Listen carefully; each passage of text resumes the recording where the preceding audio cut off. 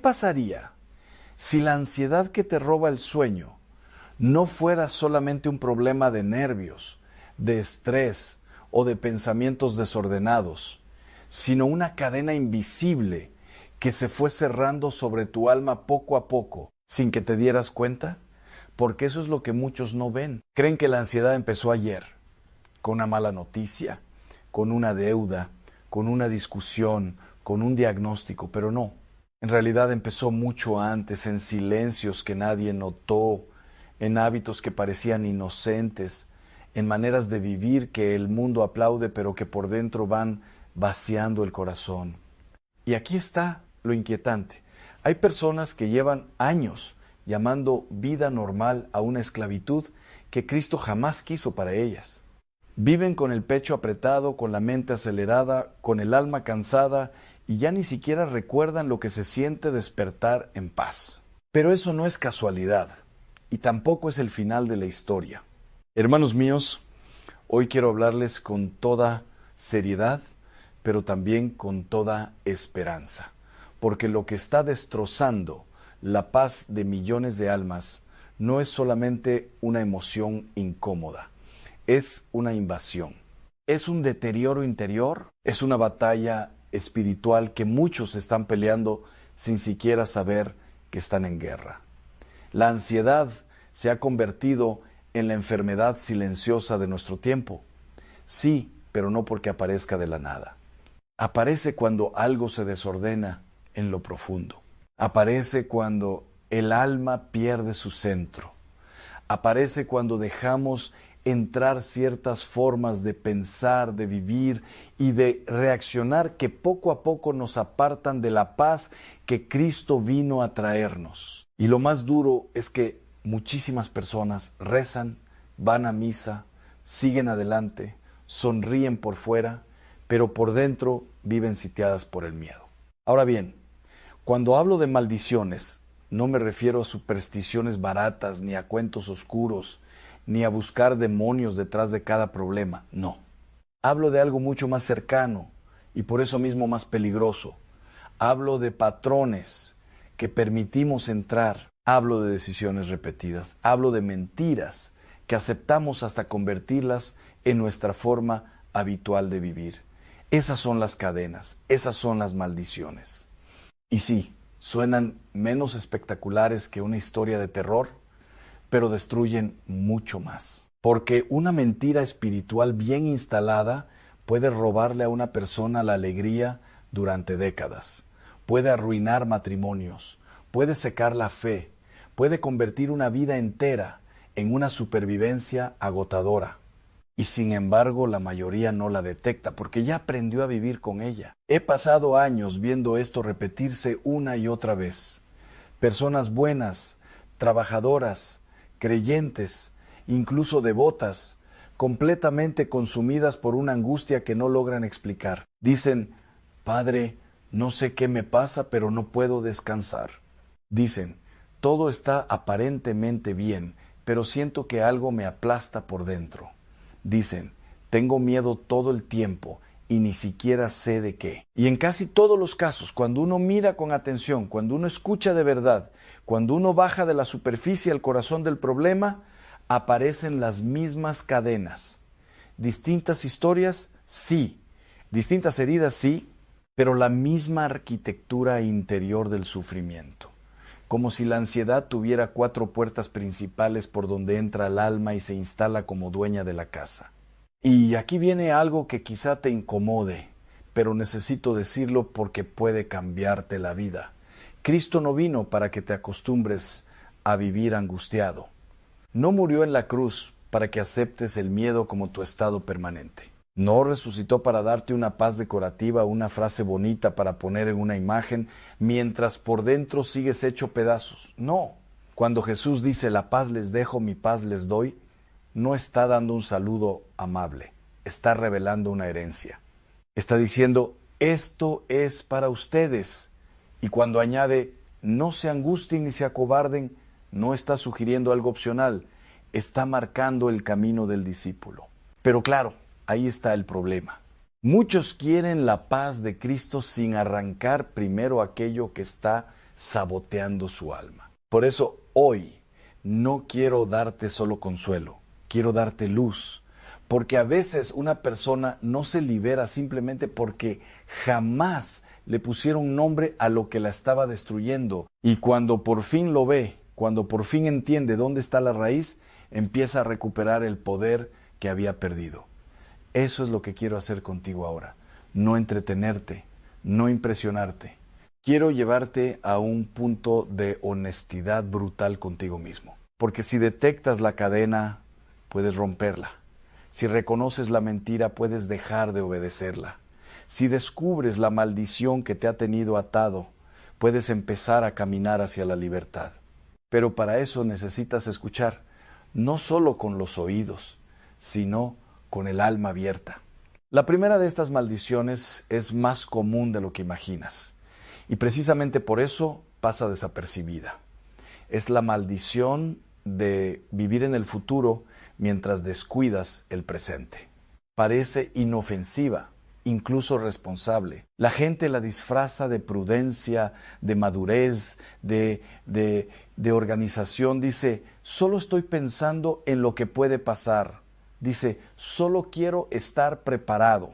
Dice, solo estoy siendo realista. Pero por debajo de esas frases suele esconderse algo mucho más oscuro. Una mente que abandonó el ahora y se volvió prisionera de escenarios que todavía no existen. Y cuando una persona empieza a vivir así, ocurre algo terrible. Pierde contacto con la gracia de hoy porque está obsesionada con el miedo de mañana. Piénsalo bien, ¿cuánta gente ya no puede disfrutar una comida con su familia porque su cabeza está atrapada en la próxima crisis? ¿Cuántos ya no pueden reír con sus hijos porque están calculando desgracias que quizá nunca ocurran? ¿Cuántos se acuestan hoy agotados no por lo que realmente vivieron, sino por las 100 catástrofes que imaginaron? Esa es la trampa. El futuro no existe todavía, pero la persona ansiosa lo siente como si ya estuviera ocurriendo. Y como su imaginación no está rendida a Dios, se convierte en una fábrica de monstruos. Empieza a preguntarse, ¿y si pierdo el trabajo? ¿Y si me enfermo? ¿Y si mi hijo se equivoca? ¿Y si no alcanza el dinero? ¿Y si me quedo solo? ¿Y si todo sale mal? Y cada pregunta no trae claridad, trae más oscuridad. Porque el alma no fue diseñada para vivir alimentándose de posibilidades aterradoras. Jesús fue radical en esto, pero muchas veces leemos sus palabras como si fueran poesía y no como medicina. No se preocupen por el día de mañana, porque el mañana traerá su propia preocupación. A cada día le basta su propio mal. Eso no es una frase tierna. Es una revelación profunda sobre cómo funciona la vida con Dios. Cada día tiene su gracia, cada día tiene su fuerza, cada día tiene su pan. Pero cuando quieres vivir hoy con la carga de mañana, te asfixias, porque estás intentando cargar una batalla para la que todavía no recibiste la gracia necesaria. Y entonces te sientes débil. Claro que sí, porque estás peleando una guerra en un tiempo donde Dios todavía no te dio las armas. Eso explica por qué tantas personas viven exhaustas sin haber hecho nada físicamente extremo, porque están tratando de evitar varios días a la vez. Su cuerpo está aquí, pero su mente está en el mes que viene, en el próximo año, en una vejez imaginada, en una desgracia proyectada, en un dolor todavía no vivido. Y como no pueden controlar ese futuro, porque nadie puede, entonces la ansiedad se multiplica. No solo temen lo que viene, temen no poder con lo que viene. Y como temen no poder, intentan anticiparlo todo. Y como intentan anticiparlo todo, ya no viven. Solo vigilan, solo calculan, solo sobreviven. Y ese tipo de vida termina vaciando el corazón de toda alegría auténtica. He visto madres incapaces de disfrutar el abrazo de sus hijos porque ya están pensando en los peligros que enfrentarán dentro de 10 años. He visto esposos que no pueden escuchar de verdad a su esposa porque están atrapados en el fracaso que imaginan para la próxima semana. He visto personas mayores incapaces de agradecer el día que tienen porque viven aterrorizadas por la idea de enfermedad, dependencia o muerte. Y el resultado siempre es el mismo. El presente se marchita. La persona pierde el único lugar donde realmente puede encontrarse con Dios, porque Dios da su gracia en el ahora. No en la fantasía, no en la proyección, no en la película mental del desastre, en el ahora. Y aquí es donde esta maldición se vuelve especialmente cruel, porque parece protección, pero en realidad es traición. La persona cree que preocuparse la prepara, pero solo la desgasta. Cree que anticipar el dolor la hará más fuerte, pero solo la debilita antes de tiempo. Cree que pensar sin parar le dará control, pero solo le quita paz. Y entonces entra en un círculo feroz. Cuanto más piensa en el futuro, más miedo siente. Cuanto más miedo siente, más quiere resolver el futuro. Cuanto más quiere resolverlo, más evidente se vuelve que no puede. Y cuanto más evidente se vuelve que no puede, más ansiedad aparece. Así es como una preocupación termina convirtiéndose en una forma de esclavitud interior. Por eso el primer paso para romper esta cadena no es hacer un plan perfecto, es volver al presente. Y eso suena simple, pero no es superficial, es profundamente espiritual. Significa detener la fuga de tu alma hacia un mañana imaginario y volver a preguntarte, ¿dónde está Dios ahora? ¿Qué me está dando ahora? ¿Qué sí tengo hoy? ¿Qué sí puedo obedecer hoy? ¿Qué sí puedo entregar hoy? Esa es la batalla real. Porque la ansiedad quiere arrastrarte a un tiempo que no controlas, pero la gracia te llama a habitar el instante donde Dios te está esperando. Y cuando una persona empieza a practicar esto en serio, no como teoría, sino como disciplina, algo empieza a cambiar. No desaparecen todos sus problemas, pero deja de estar partida por dentro. Hay santos que entendieron esto con una profundidad impresionante. Aprendieron a encontrar a Dios no solo en los grandes momentos, sino en lo cotidiano, en lo pequeño, en lo que parecía insignificante. Y eso los hizo libres. Porque quien aprende a vivir con Dios en el instante presente, deja de depender tanto de un futuro perfecto para experimentar paz. Ya no necesita que todo salga como quiere para descansar. Ya no necesita respuestas inmediatas para seguir adelante. Ya no necesita saber cómo terminará toda la historia para ser fiel hoy. Y eso, hermanos, no es resignación, es confianza. Es el corazón diciendo, no entiendo todo, pero no estoy solo. No controlo el mañana, pero el mañana no está vacío, está en las manos de Dios. Ahora bien, justo cuando una persona empieza a darse cuenta de que no puede vivir esclava del futuro, aparece una segunda cadena, más sutil, más profunda y en muchos casos más devastadora. Porque si vivir proyectado hacia mañana envenena el alma, hay algo que la termina rompiendo casi por completo. Algo que parece fortaleza pero nace del miedo. Algo que muchos llaman responsabilidad, pero en realidad es una carga imposible.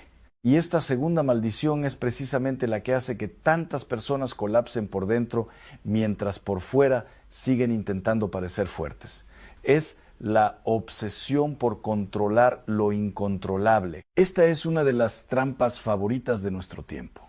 Vivimos en una cultura que nos repite todos los días que si planeamos mejor, trabajamos más, pensamos más, calculamos más y vigilamos más, podremos mantener nuestra vida en orden. Y claro, hay una parte de verdad en eso, porque la prudencia existe y la responsabilidad es una virtud. Pero aquí está el giro mortal. Cuando la responsabilidad deja de ser un acto sereno de obediencia y se convierte en una necesidad desesperada de controlar resultados, personas y circunstancias, entonces ya no estamos hablando de prudencia, estamos hablando de esclavitud.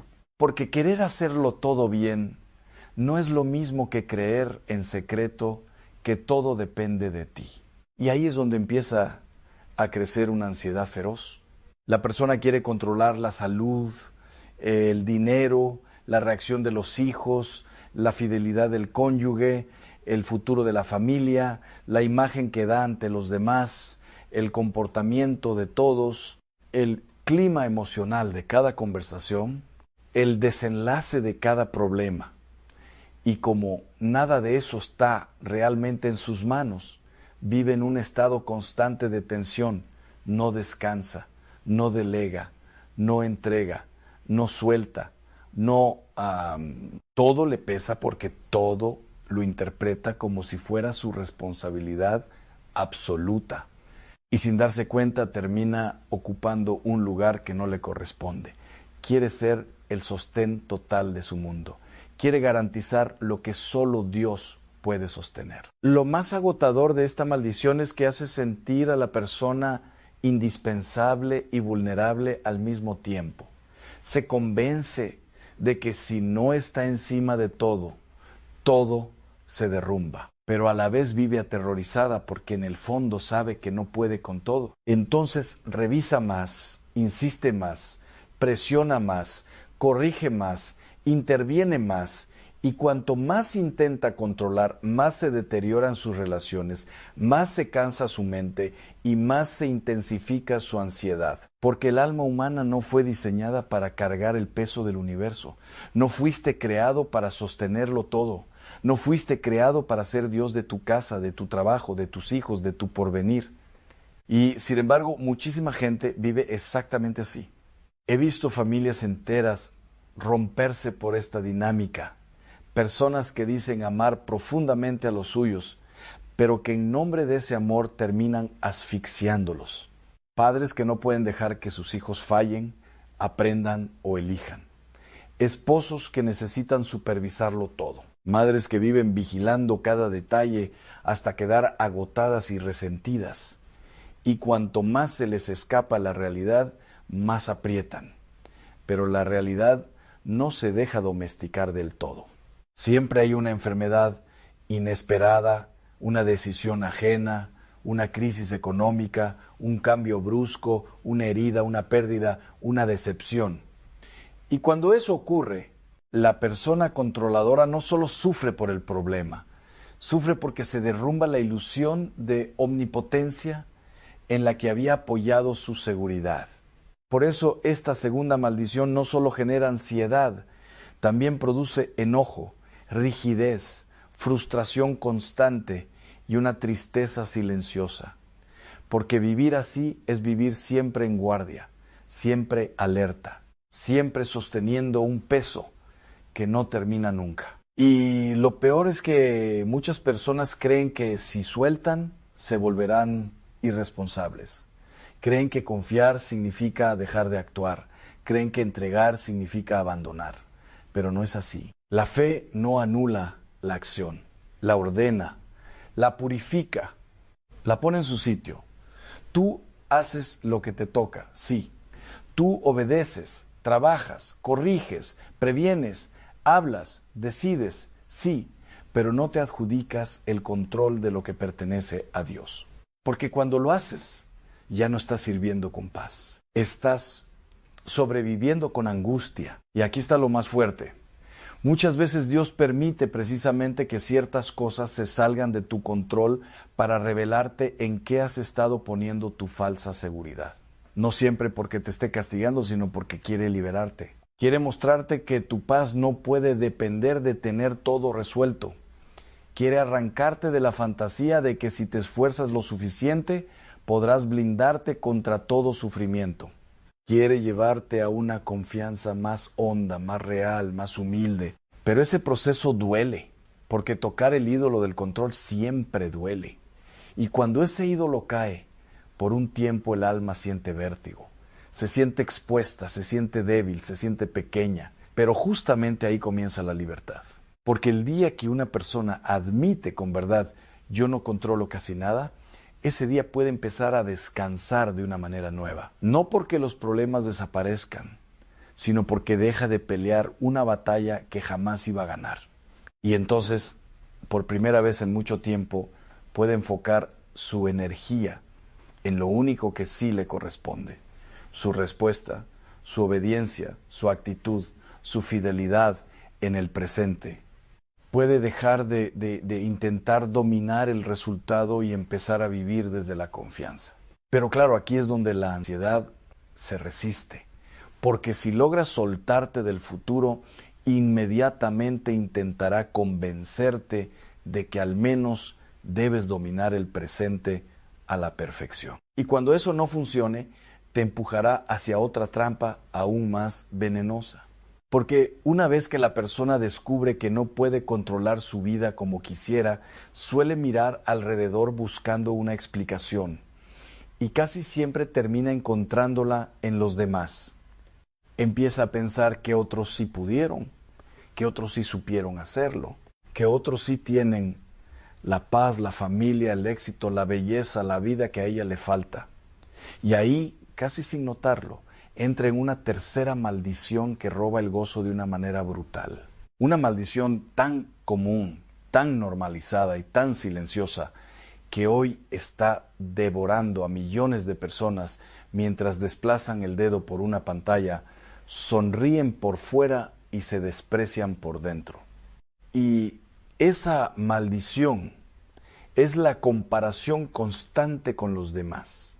La comparación parece inocente al principio, pero es una de las trampas más crueles que puede atrapar el corazón humano, porque comienza con una simple mirada hacia afuera, pero termina destruyendo la manera en que te ves a ti mismo. Todo empieza con algo pequeño. Ves la vida de alguien más, escuchas una historia, miras una foto, observas un logro, y en lugar de alegrarte o simplemente seguir adelante, algo dentro de ti se mueve, una pequeña incomodidad, una pregunta silenciosa. ¿Por qué ellos sí y yo no? Y esa pregunta, si se repite lo suficiente, comienza a erosionar tu paz como una gota constante que perfora la piedra. Vivimos en la primera época de la historia donde una persona puede ver, en cuestión de minutos, las vidas aparentemente perfectas de cientos de personas. Vacaciones espectaculares, matrimonios sonrientes, cuerpos perfectos, hijos brillantes, casas impecables, logros profesionales impresionantes. Y el problema no es que esas cosas existan. El problema es que casi siempre vemos solo el resultado editado, nunca el proceso real. Vemos la cima de la montaña, pero no los años de subida, las caídas, las dudas, los sacrificios, las lágrimas. Pero el corazón humano no procesa esa diferencia con facilidad. Lo que ve, lo compara. Y lo que compara, lo juzga. Entonces ocurre algo devastador. Empiezas a medir tu vida usando reglas que jamás fueron diseñadas para ti. Empiezas a poner tus debilidades frente a las fortalezas visibles de otros. Tus momentos más difíciles frente a los momentos más brillantes de ellos. Tu realidad cotidiana frente a la versión cuidadosamente seleccionada que otros muestran al mundo. Y ese juego es imposible de ganar. Siempre habrá alguien más rico, más talentoso, más admirado, más atractivo, más exitoso, más reconocido. Si el valor de tu vida depende de quedar por encima de alguien más, entonces tu paz siempre estará colgando de un hilo. Pero aquí está la parte que casi nadie ve. La comparación no solo roba alegría, también roba identidad. Porque cada vez que comparas tu vida con la de alguien más, estás insinuando que el diseño de Dios para ti no fue suficiente. Es una protesta silenciosa contra tu propia existencia. Es como si el alma dijera, no me gusta cómo fui hecho. Y cuando esa actitud se repite durante años, la persona empieza a sentirse equivocada por dentro. Empieza a creer que hay algo defectuoso en ella. Empieza a pensar que su historia llegó tarde, que sus talentos no son suficientes, que su camino es inferior al de otros. Y entonces la ansiedad encuentra un terreno perfecto para crecer, porque una persona que vive comparándose jamás descansa, siempre está evaluando, siempre está midiendo, siempre está tratando de alcanzar algo que ni siquiera estaba destinado para ella. Y cuando cree que finalmente está cerca, aparece alguien más que parece ir aún más adelante. Así que vuelve a empezar la carrera, corre más, se exige más, se frustra más. Pero el problema es que esta carrera no tiene meta, porque la comparación no busca plenitud, busca superioridad. Y la superioridad es un espejismo que siempre se aleja cuando crees que estás a punto de alcanzarlo. He visto personas extraordinarias perder la capacidad de disfrutar sus propias bendiciones, simplemente porque estaban mirando demasiado la vida de otros. Personas con matrimonios sólidos que se sentían fracasadas porque veían parejas aparentemente más románticas. Personas con trabajos estables que vivían frustradas porque otros parecían tener carreras más impresionantes. Personas con familias llenas de amor que se sentían incompletas porque no tenían la casa, el coche o el estilo de vida que veían en otros lugares. Y lo más doloroso es que mientras esas personas sufrían por lo que les faltaba, estaban ignorando completamente lo que ya tenían. Recuerdo una conversación que nunca olvidé. Una mujer se acercó profundamente angustiada porque sentía que su vida era mediocre. No tenía una mansión, no viajaba constantemente, no tenía el reconocimiento que veía en otras personas. Pero mientras hablábamos, descubrí algo curioso. Tenía un esposo que la amaba profundamente, hijos que la respetaban, amigos fieles, salud suficiente para vivir con energía y una fe sincera que había sostenido a muchas personas en su entorno. Cuando le señalé eso, se quedó en silencio largo rato, porque en ese momento se dio cuenta de algo devastador. No estaba sufriendo por lo que su vida era, sino por lo que su vida no era comparada con otras. Ahí está la trampa. La comparación borra la gratitud, y cuando la gratitud desaparece, la ansiedad entra por la puerta principal, porque una persona agradecida puede enfrentar muchas dificultades sin perder la paz. Pero una persona que vive comparando su vida siempre sentirá que le falta algo. Y una vida que siempre parece incompleta se vuelve un terreno fértil para la angustia. La única forma real de romper esta cadena es recuperar algo que el mundo moderno intenta borrar constantemente: la singularidad de tu vida. No existes como una copia defectuosa de otra persona. No fuiste diseñado como un modelo estándar. Dios no te creó usando un molde genérico donde todos deben encajar igual. Cada vida tiene una misión, un ritmo, una historia, unas batallas, unas bendiciones que no se repiten en nadie más. Pero mientras sigas mirando hacia los lados, jamás descubrirás lo que está frente a ti. Y cuando una persona finalmente deja de correr la carrera de otros y empieza a caminar su propio camino, ocurre algo inesperado. La ansiedad pierde una enorme parte de su poder, porque ya no necesita probar nada constantemente. Ya no necesita impresionar a nadie para sentirse suficiente. Ya no necesita medir su valor cada vez que ve el éxito ajeno. Puede celebrar lo bueno de otros sin sentir que eso disminuye su propia vida.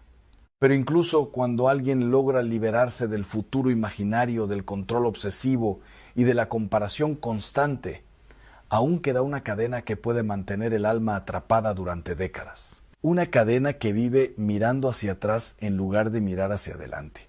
Una cadena que se alimenta de recuerdos, errores y decisiones que ya no pueden cambiarse. Y esta última maldición es la que ha destruido la paz de muchísimas personas que aparentemente ya habían superado todo lo demás. Es la culpa no resuelta del pasado. Esta maldición es especialmente cruel porque se disfraza de responsabilidad moral.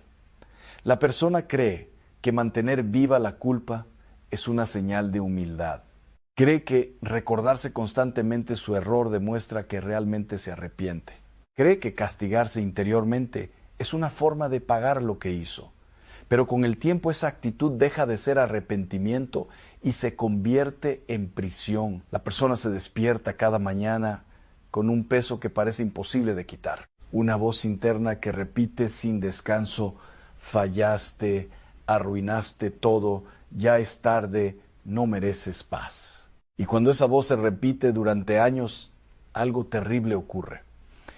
La persona deja de verse como alguien que cometió un error y empieza a verse como el error mismo. Su identidad se mezcla con su culpa.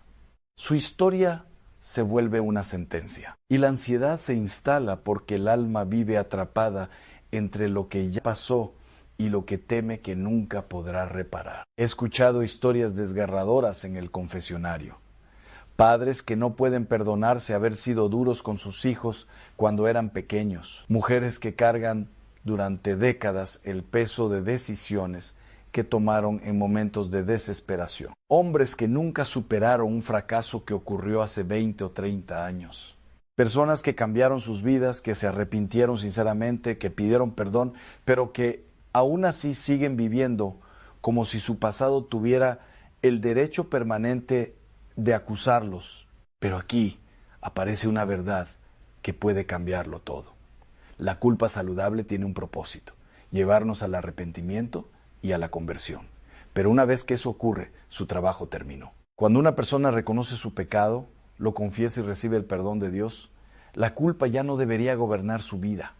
Sin embargo, muchas personas siguen viviendo bajo su peso porque confían más en la gravedad de su error que en el poder de la misericordia de Dios. Usted no llegó a este video por accidente, y eso es lo primero que necesito que entienda, porque hay títulos que uno mira, evalúa y deja pasar.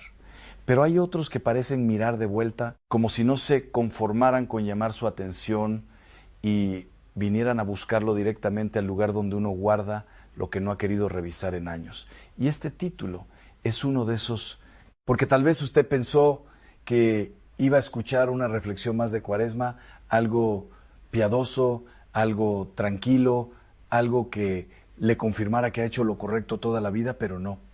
Hoy vamos a entrar en una zona mucho más seria, mucho más delicada, y precisamente por eso mucho más liberadora. Porque si tiene más de 60 años, hay una pregunta que ya no puede seguir aplazando, y es esta: cuando usted se acerca a comulgar, ¿está recibiendo al Señor con el alma realmente preparada, o se ha acostumbrado tanto a ciertos hábitos, a ciertos silencios, a ciertas justificaciones, que ya ni siquiera ve lo que antes habría temblado al reconocer? Le pido que me escuche con una atención distinta, no como quien oye un video mientras hace otra cosa, sino como quien recibe una advertencia amorosa antes de llegar a un precipicio que no sabía que estaba tan cerca. Porque hace algunos años, en mi ministerio como confesor, viví una escena que todavía hoy me estremece, y no porque fuera escandalosa a los ojos del mundo, sino porque era trágica a los ojos de Dios. Un hombre de más de 70 años se arrodilló para confesarse. Era conocido en su parroquia de misa dominical, de rosario frecuente, de esos hombres a los que todos describen como buenos, piadosos, cumplidores. Pero ese día, con una voz quebrada que todavía resuena en mi memoria, me dijo: Padre, creo que llevo 30 años comulgando en pecado mortal y no lo sabía. 30 años acercándose al altar, 30 años recibiendo el cuerpo de Cristo, 30 años sin comprender que había algo objetivamente grave en su alma. Y si eso puede pasarle a un hombre así, la pregunta ya no es si esto le puede pasar a otros. La pregunta es cuántos están viviendo exactamente lo mismo sin sospecharlo siquiera. Y aquí aparece algo incómodo pero necesario, porque la verdad que no incomoda rara vez cura. ¿Cómo es posible que una persona creyente, devota, constante en la práctica religiosa, pase décadas sin advertir algo tan serio? La respuesta no es que fuera un hipócrita, no es que fuera una mala persona, y precisamente eso es lo inquietante. La respuesta es que nadie le había explicado con suficiente claridad qué cosas, exactamente, pueden impedir una comunión digna. Vivimos en una época que ha suavizado tanto el lenguaje espiritual que ya casi nadie quiere hablar de pecado grave, de estado de gracia, de sacrilegio, de examen de conciencia profundo. Todo se volvió difuso, cómodo, sentimental, y por eso muchísimas personas mayores han seguido acercándose al altar con buena intención, sí, pero con una conciencia adormecida. Y una conciencia adormecida no deja de ser peligrosa solo porque sea sincera. Por eso esta Cuaresma no puede ser una más. No para usted. No se ha vivido una vida larga. No se arrastra recuerdos viejos. No se ha amado, ha sufrido, ha perdido, ha callado, ha soportado y también ha fallado. Porque con los años ocurre algo extraño en el alma humana. Las heridas se asientan, los pecados se racionalizan, las deudas interiores se vuelven paisaje. Y lo que un día dolía, deja de doler no porque haya sanado, sino porque se enterró. El problema es que lo enterrado no desaparece, solo deja de verse, y hay almas que llevan décadas caminando sobre ruinas interiores sin saber que el suelo puede ceder en cualquier momento. Hoy vamos a encender una luz sobre esos rincones, no para asustarlo, sino para que no siga viviendo a oscuras. Antes de nombrar un solo pecado, necesito establecer algo que muchos católicos practican, pero pocos meditan hasta el fondo. Y si esto no queda claro, todo lo demás pierde fuerza. La Eucaristía no es un símbolo bonito, no es un gesto de pertenencia social, no es una costumbre de domingo para sentirse en paz con uno mismo. La Eucaristía es la presencia real, verdadera y sustancial de Jesucristo. Su cuerpo, su sangre, su alma y su divinidad. No una representación de Él, sino Él mismo. Y eso lo ha enseñado la Iglesia durante 2000 años con una claridad impresionante. De modo que cuando usted comulga, no está participando simplemente en una ceremonia, está entrando en contacto con Dios, está recibiendo a Cristo vivo. Y si eso es verdad, entonces la pregunta se vuelve inevitable, casi urgente. ¿En qué estado debe estar el alma para recibir dignamente a Dios mismo? San Pablo responde con una fuerza que casi da miedo escuchar hoy, porque hemos perdido la costumbre de dejarnos sacudir por las palabras de la Escritura. En la primera carta a los Corintios advierte que quien come el pan o bebe la copa del Señor indignamente se hace reo del cuerpo y de la sangre del Señor. Y luego añade algo todavía más severo, que quien come y bebe sin discernir el cuerpo, come y bebe su propio juicio, no su consuelo, no su costumbre, no su tranquilidad, su juicio. Y esto no se nos da para vivir aterrados, pero sí para vivir despiertos. Porque hay una diferencia enorme entre miedo y conciencia. El miedo paraliza, pero la conciencia salva. El miedo empuja a huir de Dios, pero la conciencia lleva a volver a Él de verdad. La Iglesia, por eso, no deja este tema en la nebulosa. Lo dice con precisión. Quien tiene conciencia de pecado grave no debe acercarse a comulgar sin confesarse antes. Y aquí es donde muchas almas buenas empiezan a incomodarse, porque durante años han pensado el pecado grave solo en términos extremos, como si se tratara exclusivamente de grandes escándalos, crímenes o caídas evidentes. Pero la vida moral es más profunda que eso. Hay pecados silenciosos, sostenidos, normalizados, que pueden ser gravemente desordenados, aunque nunca hayan salido en una película ni escandalicen a un vecino. El catecismo enseña que para que exista pecado mortal, se requieren materia grave, plena advertencia y consentimiento deliberado. Y precisamente en las personas mayores aparece un fenómeno muy humano y muy peligroso. La conciencia laxa, no por malicia, sino por costumbre, no por desprecio de Dios, sino por familiaridad con conductas que llevan tanto tiempo instaladas que ya parecen normales. Yo mismo entendí esto de una manera mucho más dolorosa y mucho más concreta, por una experiencia familiar que nunca he podido olvidar. Mi tío Ernesto, un hombre al que yo admiraba profundamente, era de esos católicos que parecen una roca, misa cada domingo, rosario casi diario, imagen del Sagrado Corazón en la sala, devoción sincera, respeto por la Iglesia. Pero cuando enfermó gravemente y fui a verlo, sentí una inquietud interior y le pregunté con delicadeza si quería confesarse. Hubo un silencio largo. de esos silencios en los que uno siente que el alma está luchando. Y entonces me dijo, hay algo que llevo cargando desde hace 40 años y nunca se lo he dicho a ningún sacerdote. No era un crimen, no era una historia que el mundo calificaría de monstruosa. Era algo que muchísima gente consideraría menor. Y sin embargo, él lo había cargado durante 4 décadas como una piedra escondida bajo el pecho. Cuando por fin lo dijo en voz alta dentro del sacramento, lloró como un niño. Y después me dijo una frase que nunca se me borró. Me siento tan liviano. ¿Por qué no lo hice antes?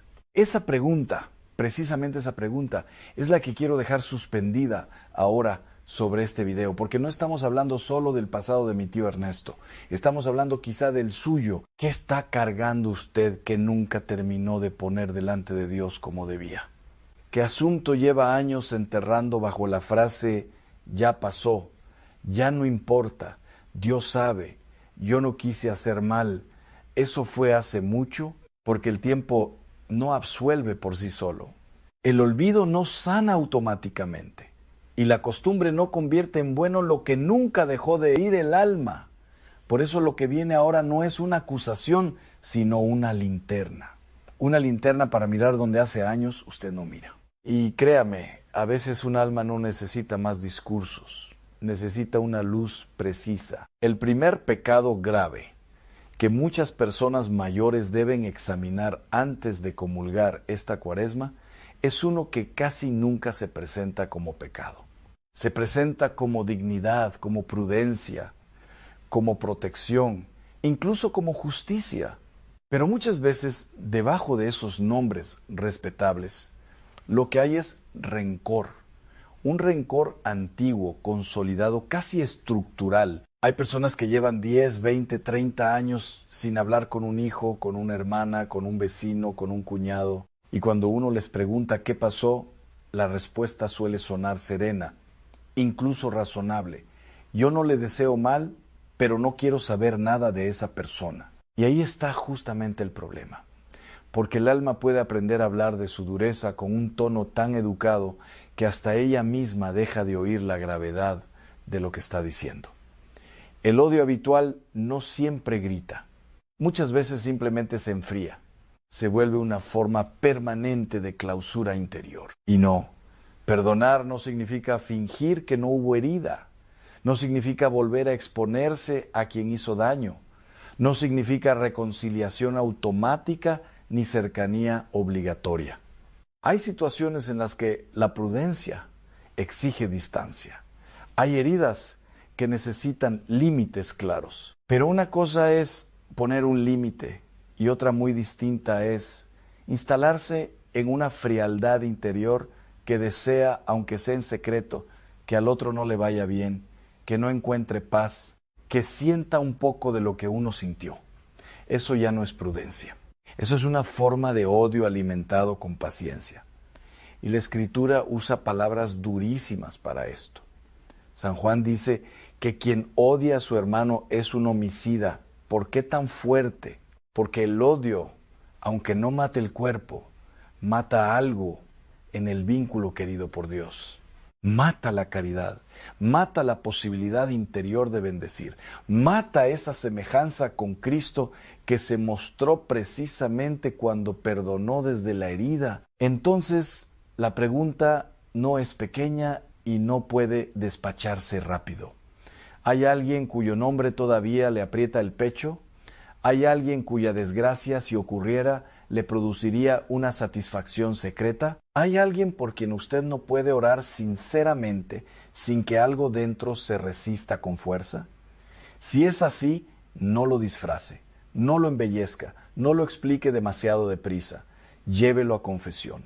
Porque muchas comuniones, aparentemente tranquilas, se han hecho con un corazón endurecido que aprendió a confundirse con serenidad. Y ese endurecimiento, sostenido y deliberado, no es una pequeñez espiritual. Pero ahí no termina la cosa. Porque hay otro pecado que atraviesa generaciones enteras y que en muchos ambientes se ha normalizado tanto que hasta provoca risa cuando uno lo menciona con gravedad. Me refiero a los pecados de la lengua, a la murmuración, a la difamación, al chisme, a esa costumbre de despedazar la reputación de una persona ausente mientras se sostiene una taza de café con total tranquilidad. Y esto entre personas mayores puede volverse especialmente frecuente, porque hay más sobremesa, más conversación larga, más memoria compartida, más historias familiares viejas, y por eso también más tentación de instalarse en la conversación que gira alrededor de los defectos ajenos. Lo terrible es que muchas veces esto ni siquiera se considera mal, se lo disfraza de sinceridad, pero si es verdad, yo no estoy inventando nada, solo digo las cosas como son. Y sin embargo la murmuración no deja de ser pecado solo porque sea verdadera. Esto hay que decirlo despacio, porque aquí se esconden muchas conciencias. Revelar sin motivo objetivamente válido los defectos o faltas de otra persona daña su fama, y cuando el daño es serio, estamos ante una falta grave. No todo lo verdadero debe decirse. No todo defecto ajeno necesita circular. No toda información se convierte en legítima porque uno la conozca. Hay verdades que dichas fuera de contexto, fuera de necesidad o fuera de caridad, se convierten en instrumentos de destrucción. Y lo más inquietante es que uno puede hacerlo durante años, con una sonrisa amable, creyéndose simplemente observador. Por eso conviene preguntarse, ¿en los últimos meses ha hablado usted de alguien de un modo que le habría avergonzado si esa persona hubiera estado delante? ¿Ha contribuido a que otros desconfíen, desprecien o miren peor a alguien? ¿Ha disfrutado esas conversaciones en las que la dignidad ajena se va erosionando palabra a palabra? Porque si la respuesta es sí, eso no debe quedarse en el aire. Eso también se confiesa. Y justo cuando alguien empieza a pensar que la revisión ya es seria, aparece otro terreno todavía más delicado, porque toca una fibra muy concreta de las familias: el dinero, las herencias, las deudas, las injusticias económicas que el tiempo ha cubierto de silencio pero no ha anulado ante Dios. Este es un punto donde más de una conciencia se inquieta enseguida, porque aquí no estamos hablando de una emoción interna ni de una palabra ligera, sino de algo tangible, cuantificable, reparable. Y la moral católica en esto es clarísima. No basta con decir me arrepiento si existe la posibilidad real de reparar el daño y no hay voluntad de hacerlo.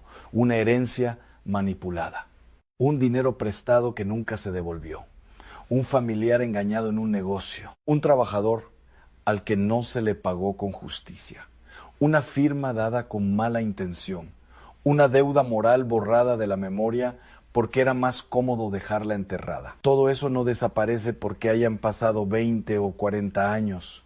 Aquí mucha gente se sorprende porque pensaba que con la confesión ya era suficiente. Pero no, la confesión exige propósito de enmienda. Y cuando el pecado incluyó una injusticia concreta contra el prójimo, ese propósito incluye, en la medida de lo posible, reparar. No siempre podrá repararse del todo. A veces las circunstancias cambiaron, a veces la persona ya murió, a veces la restitución material exacta es imposible. Pero una cosa es que sea imposible y otra muy distinta es que nunca se haya querido hacer nada. He conocido historias de familias partidas durante décadas por una injusticia económica que todos sabían, que nadie nombraba y que el tiempo solo hizo más venenosa. Y lo más triste es que muchas de esas personas siguieron comulgando con normalidad, como si Dios no tuviera nada que decir sobre un dinero mal habido o una reparación deliberadamente aplazada. Pero sí tiene algo que decir, y lo dice con enorme claridad. Por eso esta cuaresma puede obligarlo a hacerse una pregunta que lleva años evitando. ¿Hay algo que usted tomó y no devolvió?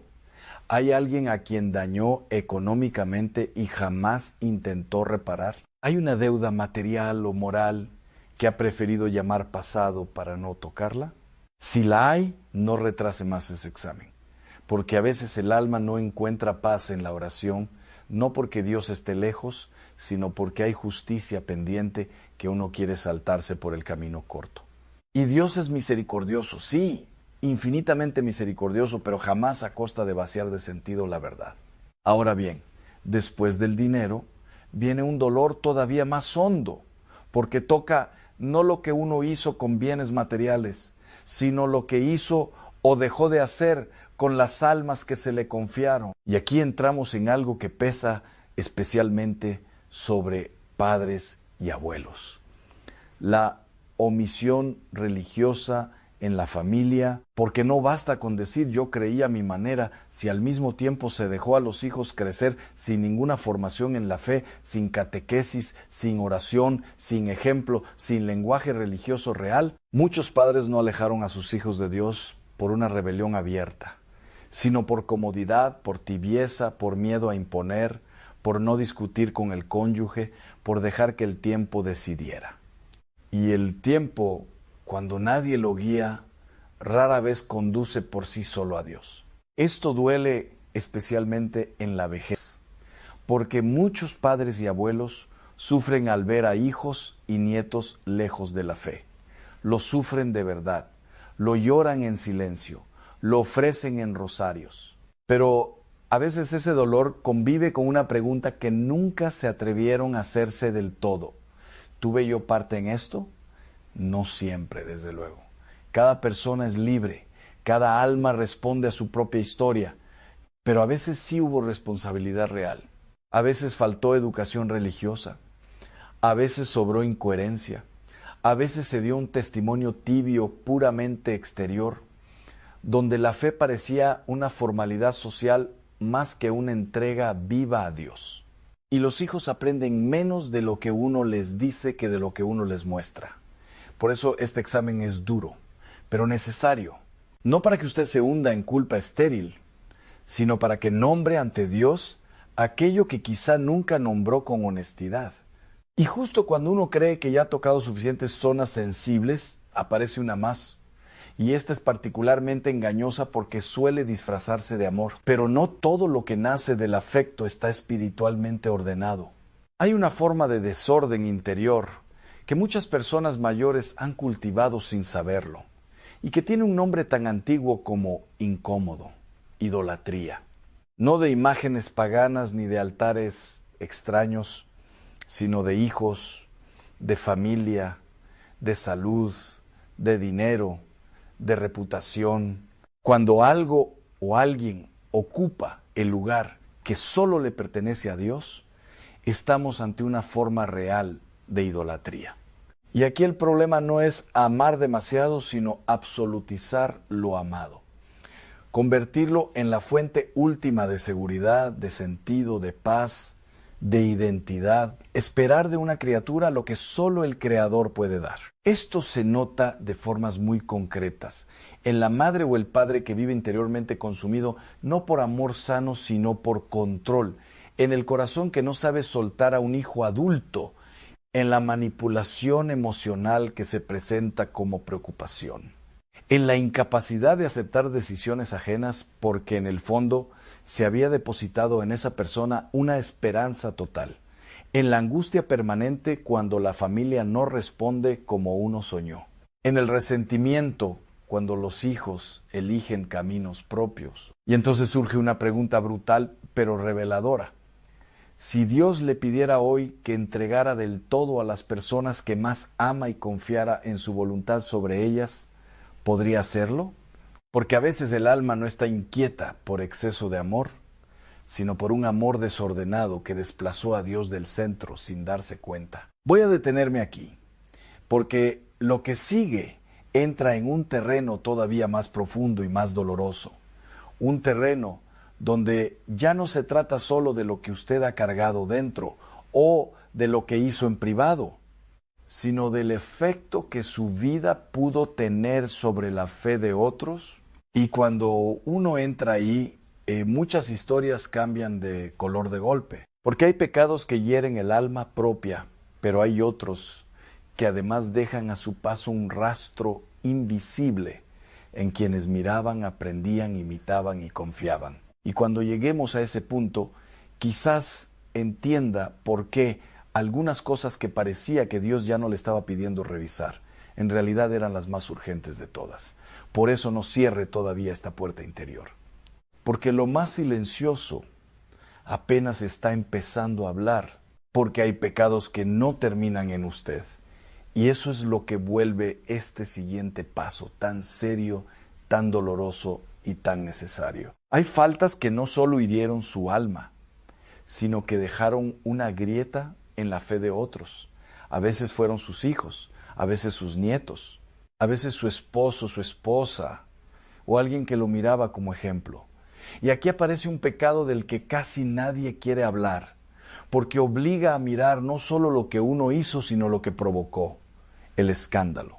No me refiero al escándalo como chisme o vergüenza pública, sino al sentido espiritual más profundo, palabras, actitudes o comportamientos que llevaron a otro a pecar o a alejarse de Dios.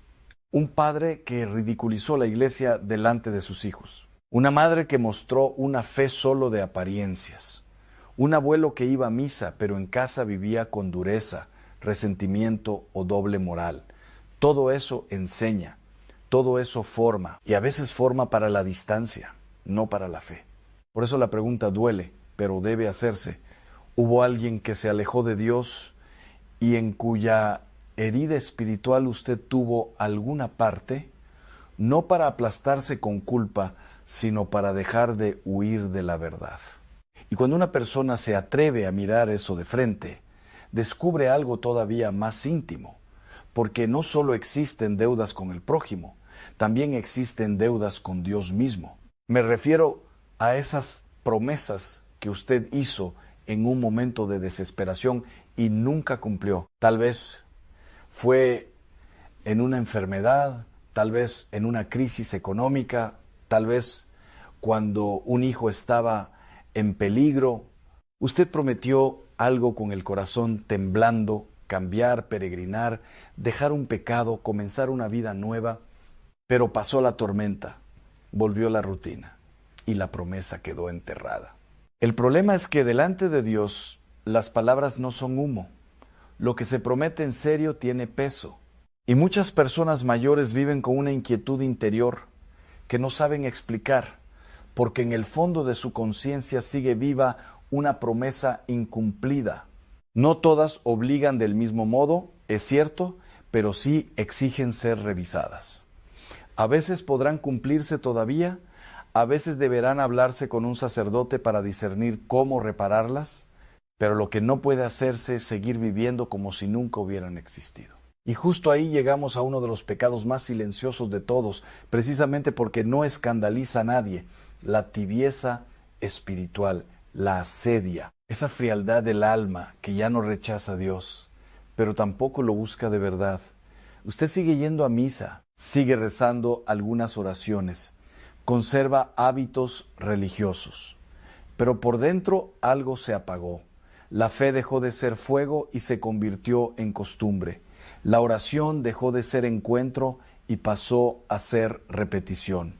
Y lo más peligroso es que esa frialdad comienza a parecer normal, sobre todo en la vejez, cuando uno se dice que ya hizo suficiente, que ya rezó bastante, que ya no tiene fuerzas para empezar de nuevo. Pero el alma nunca descansa alejándose de Dios. Descansa volviendo a Él de una manera más pura, más humilde, más verdadera, porque la peor rutina no es la del cuerpo, es la del corazón que se acostumbró a vivir lejos mientras aparenta cercanía. Y ahora viene lo decisivo, porque de nada sirve reconocer estos pecados si todo termina en una emoción pasajera.